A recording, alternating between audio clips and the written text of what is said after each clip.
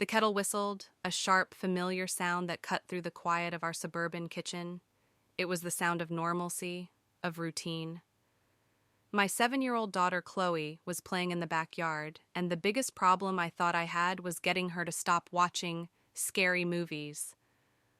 I was pouring the boiling water into my mug when the back door slammed open. Chloe stood there, breathless, her little chest heaving, her cheeks flushed red from running. "Dad! Dad!" she gasped, her eyes wide, not with fear, but with a kind of thrilling horror. "I saw a zombie!" I sighed inwardly. Here we go again. Just last week, she'd caught me watching an old zombie flick, and since then, every mailman, every neighbor taking out the trash, had been a potential member of the undead.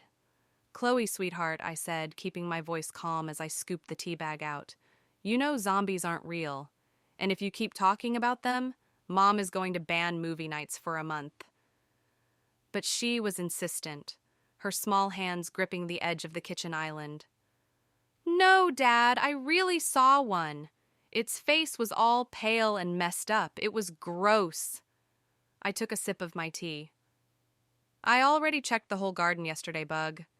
It's a zombie-free zone, I promise." She shook her head, her blonde ponytail whipping back and forth. "Not in the garden." I put my mug down. That got my attention. "Chloe," I said, my voice taking on a sterner tone, "have you been playing on the path out back again?" We'd had this talk. She was allowed in the fenced-in yard, but the path that ran behind all the houses was off-limits unless we were with her. Her face flushed a deeper red, and she looked down at her shoes. "I only went a little way, Dad. I promise. I was just saying hi to Mr. Peterson. Mr. Peterson, our elderly neighbor. A nice, quiet, lonely man in his 70s. Great. Now she was calling him a zombie. "Chloe, you can't just—" "I came right back," she interrupted, her eyes pleading. "And I was good. I even said no when Mr. Peterson offered me an ice cream, because I know you don't like me taking stuff from strangers." The sentence hung in the air. He offered her ice cream? A cold knot tightened in my stomach. I didn't care how nice he seemed. An old man inviting a little girl into his house was a red flag. I was making a mental note to go have a firm but polite word with him when Chloe kept talking, her words tumbling out in a rush. "I don't want the zombie to get me, Daddy. Please don't be mad." The fear in her voice was real now. "I'm not mad, Chloe. But you have to promise me you'll stop calling people zombies. Mr. Peterson is just an old man." She looked up at me, her head tilted in genuine confusion. I didn't. Mr. Peterson isn't the zombie. The kitchen suddenly felt very still. The hum of the refrigerator was deafening. I put my mug down carefully, the ceramic clicking against the granite countertop. "What do you mean, Chloe? You saw someone else?" She nodded, her small face serious. "Yeah, the zombie, Dad. When I was talking to Mr. Peterson by his fence, I could see it in his house."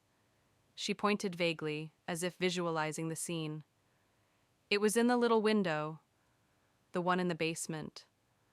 A cold dread, like trickling ice water, began to seep down my spine. "The basement window?" "Yeah," she whispered, her voice dropping. "Its face was all bashed up and bloody, and its mouth was open like it was screaming at me. But it was really quiet." I knelt down, putting my hands on her shoulders, trying to keep my own breathing steady. "Chloe, this is very important. What did it look like?"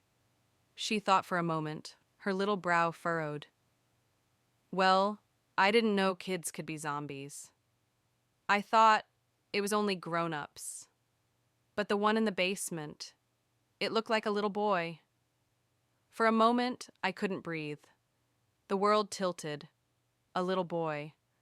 The memory, hazy from years ago, slammed into me with the force of a physical blow.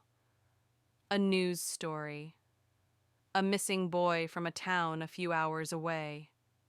A photo of a smiling kid with a gap-toothed grin that had been on the national news for a week before the search parties dwindled and the story faded from the headlines.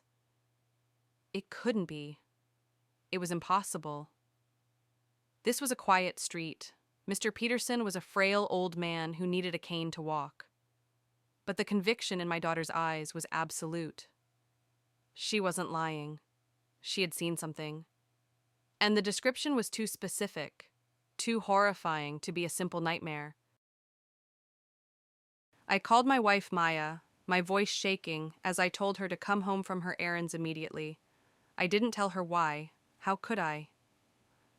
When she arrived, I sat them both down and made Chloe tell the story again.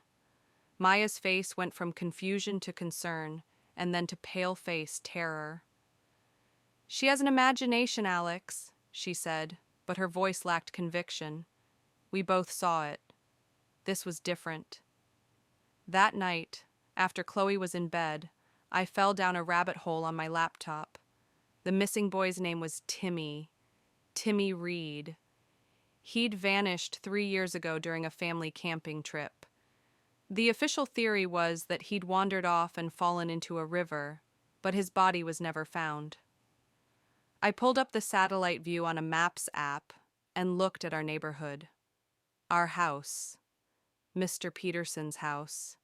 His property was larger than I'd realized, backing onto a dense patch of woods. And there, barely visible, was the outline of an old, disused shed, mostly hidden by overgrowth. It was positioned right where a basement might extend. I felt a jolt of electricity. I couldn't go to the police. What would I say? My 7-year-old thinks she saw a zombie child in our neighbor's basement. They'd dismiss me. I had to know for sure. The next day, I became a spy in my own neighborhood. I, coincidentally, ran into Mr. Peterson while he was checking his mail. His hands were shaky, his smile weak. "Your little girl's a sweetheart," he said, his voice reedy.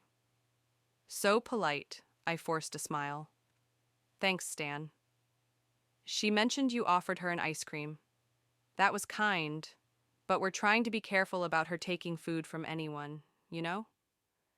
His smile didn't falter, but his eyes changed. Just for a fraction of a second, a flicker of something cold and assessing. Of course. Can't be too careful these days. It was the most unnatural reaction I'd ever seen. He should have been embarrassed or apologetic. Instead, he was calculating. Later, under the cover of darkness, I did something I never thought I would. I crept to the edge of our properties, my heart hammering against my ribs, and I peered through the trees towards that small basement window. It was grimy, half obscured by dirt and leaves.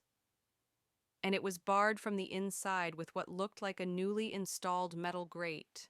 Every other window in the house was normal. Why just that one? Why the basement?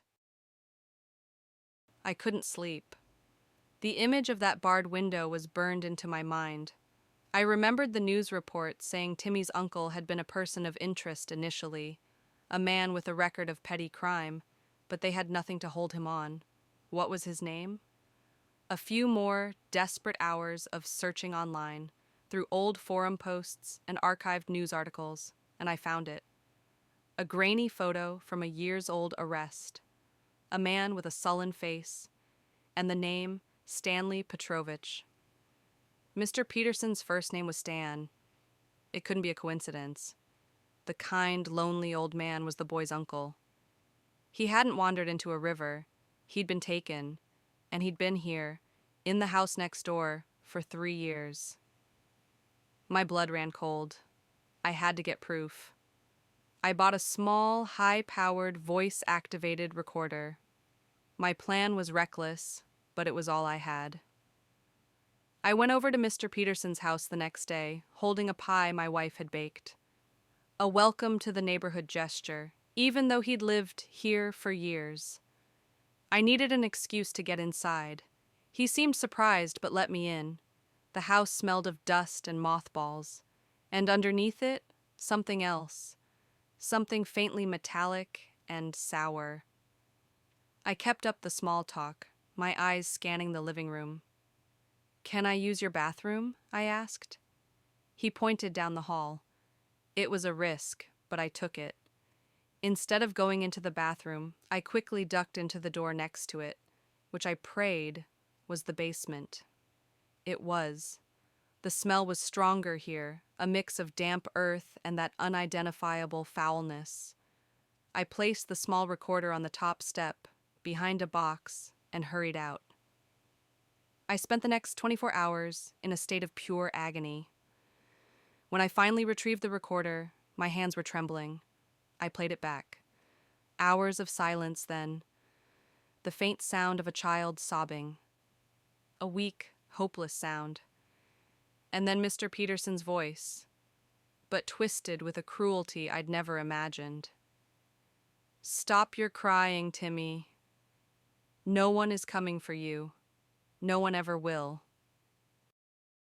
I ran to the phone and called the police, this time with evidence. I told them everything: the recording, the missing persons report, the barred window. This time, they listened. They descended on Stan Peterson's house with a SWAT team. They found Timmy Reed in the basement, emaciated, chained to a wall, and living in his own filth. He was alive. After 3 years, he was alive. The zombie my daughter saw was a traumatized little boy, screaming silently for help from his prison. Stan Peterson wasn't just a lonely old man. He was a monster who had kidnapped his own nephew for a life insurance payout he'd taken out on the boy, waiting for the perfect moment to stage his accidental death. He was arrested and charged with a list of crimes so long it made me sick. At his trial, he showed no remorse. He thought he was the smartest person in the room, but he never accounted for one thing: the innocent eyes of a 7-year-old girl. He thought he could hide his evil in a dark basement. But the truth has a way of surfacing. He's in prison for life now. And Timmy is back with his family, recovering. My daughter didn't see a zombie, she saw a victim. And because she was brave enough to speak up, she saved a life.